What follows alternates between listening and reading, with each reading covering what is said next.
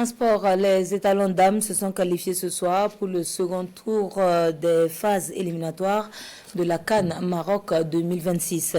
Pascal Sawadogo et ses filles se sont imposées sur la pelouse du stade du 16 mars sur un score sans appel de 4-1 avec un triplé pour Adel Cabri. Les temps forts de la partie avec nos envoyés spéciaux Franco Drago et Mariama Ouattara. C'est fait.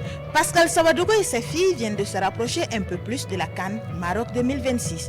Après un match quelque peu timoré le dimanche dernier, les étalons dames montrent un meilleur visage ce soir au stade du 26 mars de Bamako.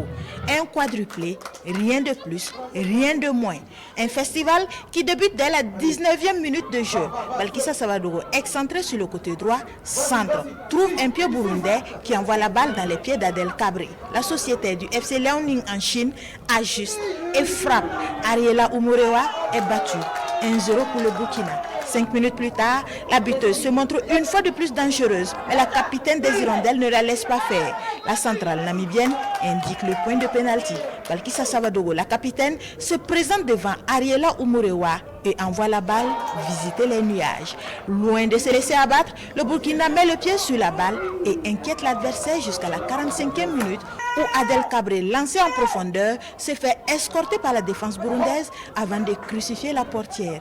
Le break est fait avant la pause. Le bon scénario pour le Burkina.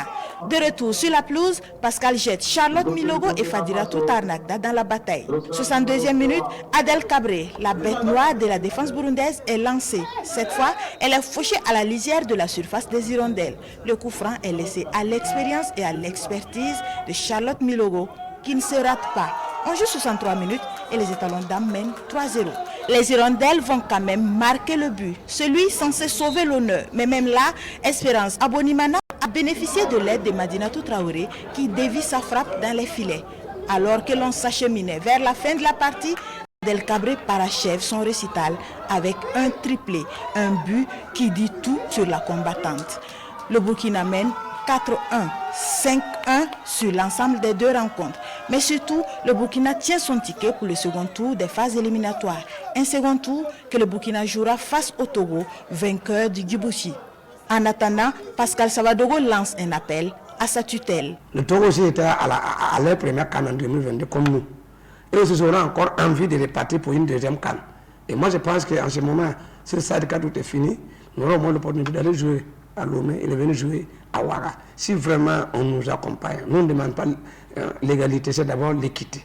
Permettez aux filles de bien se préparer aussi, comme les garçons. Octobre est encore loin, donc espérons que l'appel du sélectionneur ne tombe pas dans l'oreille d'un sourd et que les filles auront une plus longue période pour se préparer à affronter les éperviers dames pour le second tour qui se jouera entre le 20 et le 28 octobre.